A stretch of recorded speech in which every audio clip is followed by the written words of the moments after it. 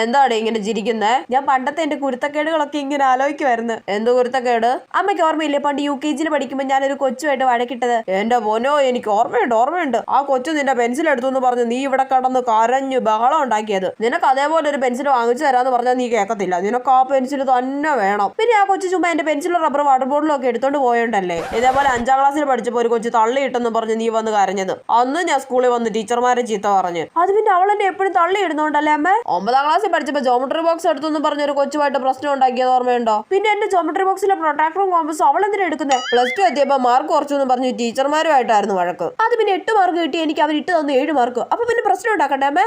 എന്തായാലും +2 വരെ എനിക്ക് നിന്നെ കൊണ്ട് തലവേദനയായിരുന്നു. ഇപ്പൊ എന്തായാലും അങ്ങനെയുള്ള സ്വഭാവമൊന്നുമില്ല. അതുകൊണ്ട് മനുഷ്യന് ഇത്തിരി സ്വസ്ഥതയുണ്ട്. അമ്മേ, പിന്നെ ഞങ്ങളുടെ കോളേജിലെ സീനിയർ ആയിട്ടുള്ള ഒരു ചേച്ചിയുണ്ട്. അവള് ഞങ്ങളോട് എപ്പോഴും പാട്ട് പാടാൻ പറയുന്നേ. അതുകൊണ്ട് അവളെ ഞങ്ങൾക്ക് ആർക്കും ഇഷ്ടമല്ല. അമ്മ വന്ന് അവളെ ഒന്ന് ചീത്ത പറയോ? പൊക്കോണം അവിടുന്ന്.